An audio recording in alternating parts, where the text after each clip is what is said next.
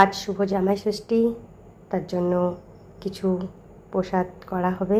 তার জন্য ফল কাটা হচ্ছে। 5টা গোটা ফল নেওয়া হয়েছে একটা পাত্রে, আর কিছুটা পরিমাণ ফল কেটে নেওয়া হবে, কারণ ষষ্ঠীর দিনে 5 ছেলেপিলেকে ফল দিতে হয়, যার জন্য এই বাটাটা সাজানো হচ্ছে কুচো প্রসাদ হিসাবে।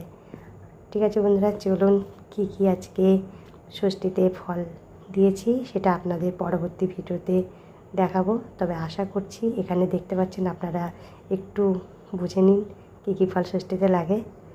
তা ভিডিওটা কেমন লাগলো একটু কমেন্টে জানাবেন। তবে যাই হোক, ষষ্ঠী মানে খুব সুন্দর একটা আনন্দের মুহূর্ত।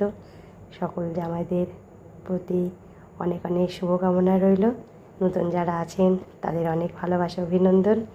আর এই ভিডিওটি অন্যজনকে দেখার একটু সুযোগ করে দেবেন, কারণ ষষ্ঠীর ভিডিও তো আবার আসবে 1 বছর পর।